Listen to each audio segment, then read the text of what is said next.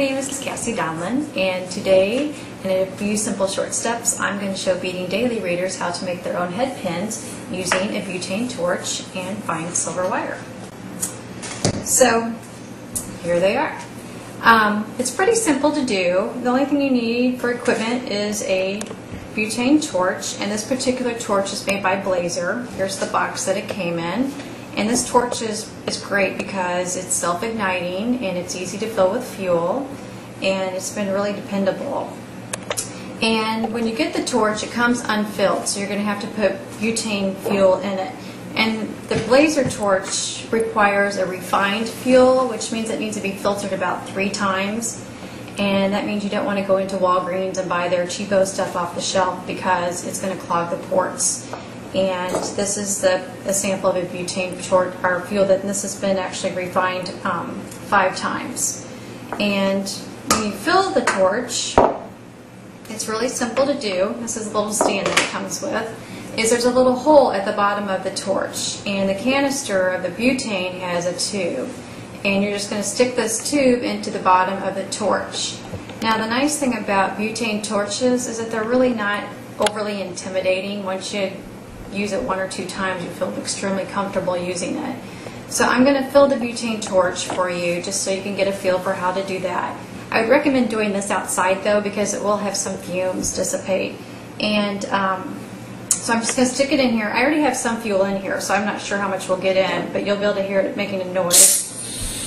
And it's filling up, and you're going to know it's full when it starts. You'll have it kind of,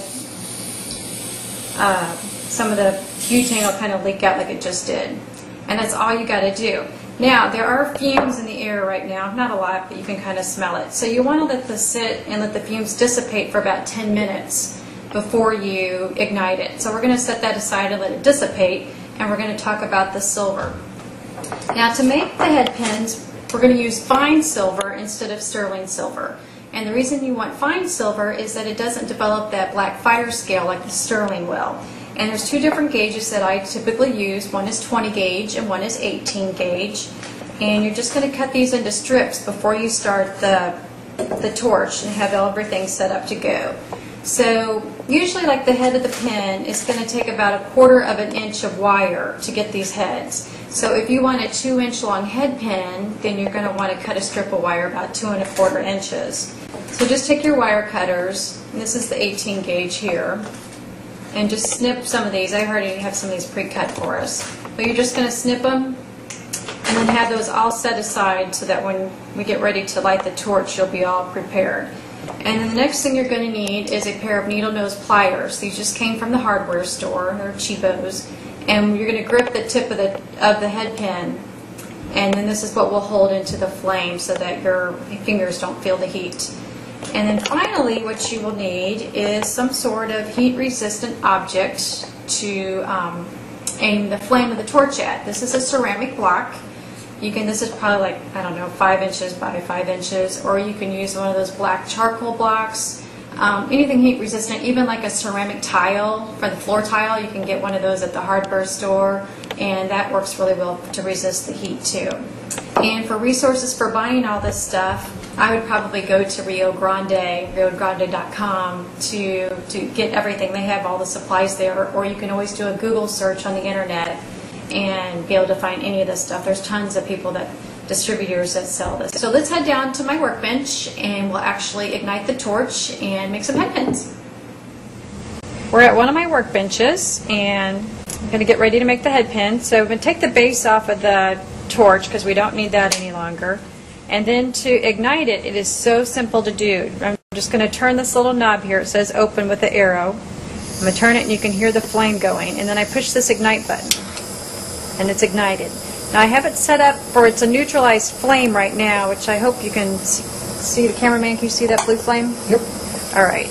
Now this flame here is neutralized, which you see is a nice pointed cone. This is exactly how you want the flame to look. There's a little black knob right here that I can adjust that's going to play with the flame. This makes it a little bit hotter. It's even a little bit more pointy cone. So if you need more heat, that's going to give you more heat. If I move it to the left, see how it's gotten a little real fluffy? This isn't a real good flame to work with. It's too fluffy and you won't get heat. And then actually it's just going crazy now. So I'm going to move this little knob with my pointer finger all the way back over to the right a little bit, real slowly, until I get the flame that I like. Now there's a nice sharp blue flame cone in there, and that's exactly where you want it. And to turn the torch off, you just turn back on this knob, this big knob. I turned it towards me, and it turned off. So I'm going to get my needle nose pliers, and I'm going to get my head pins, and we're going to make a couple of head pins here real fast. So here's the first. This is the 20 gauge wire here. So I'm just going to grasp the tip with my needle nose pliers, and I'm going to turn my torch on, and see I'm even doing this two-handed here. Just turn it on, push the button, and it's ready to go. And I'm going to hold this, the head pin is held vertically, and I've got my torch on my right hand. See how fast that just went up?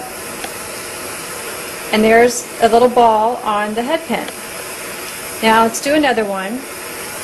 Now this is going to be hot, so you want to make sure you watch where you place it and watch your hand so you don't get in it also. And then let's do another one here. Do the same thing. I hold the wire vertically. Just hold the tip in the flame. And if I try to get a much larger ball than that, it's probably just going to melt off. It's not going to get any larger than that. If you want a fatter silver ball, you're going to have to use the 18 gauge silver. This is the 20 gauge. So I'm going to set that aside, and I've got an 18 gauge wire over here. Here's some 18 gauge right here. So let me pick those up with my pliers. Now the 18 gauge, since it's a little bit thicker, it's going to take a little bit longer for it to melt in the flame. So you just have to be a little bit more patient. You can see it's getting ready to ball. And there it is. If you hold it at an angle or up funny like that, the ball is going to go to the direction of the heat. So it's really best if you hold it vertically down like that to form it. And then this ball is a little bit thicker than the 20 gauge head. So I'm going to turn my flame off, or my torch off again. Remember, I just turn it towards me, and it says open and close, so you know which way. And that's it. You are done. And it's so fast and so simple, and I think it'll really help add to the quality and uniqueness of your jewelry.